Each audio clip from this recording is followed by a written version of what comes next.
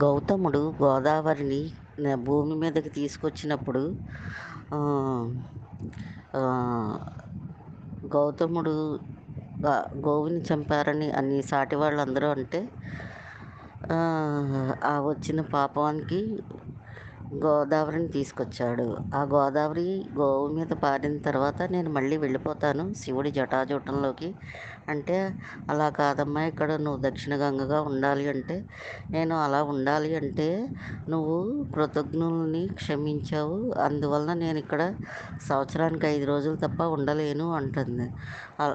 అలా ఏంటమ్మా అంటే, మరి నీకు నువ్వు మేలు చేసిన వందేళ్ళు మేలు చేసిన ఈ ప్రజలకి ఆహారాన్ని పెడితే వాళ్ళు నిన్ను పాపి అన్నారు. అలాంటి కృతజ్ఞులు రేపు నన్ను కూడా ఏదైనా చేస్తారు. అందుకని నేను ఈ భూమి మీద ఉండలేను.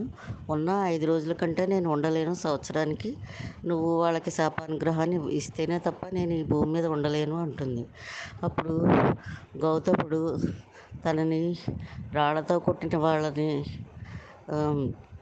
నువ్వు గోవుని చంపావు అన్న వాళ్ళని శాపానుగ్రహాన్ని ప్రసాదించాడు. మీరు నిత్యం 3 పూట్ల సంధ్యావందనం చేయాలి.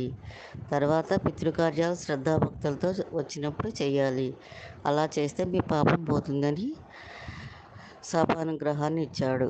అప్పుడు గోదావరి సరే అని ఈ భూమి మీద ఉంటాను అని చెప్పింది ఈ కలియుగాంతం వరకు. కానీ దేవుళ్ళు దేవతలు అందరూ ఇక్కడ దేవాలయాలుగా నా నదీ తీరంలో ఉంటేనే నేను ఉండగలను, లేకపోతే నేను ఉండలేను అని చెప్పింది గోదావరి మాత. అప్పుడు ఈ గోదావరి ఒడ్డున దేవాలయాలు అన్నీ వెలిసినాయి.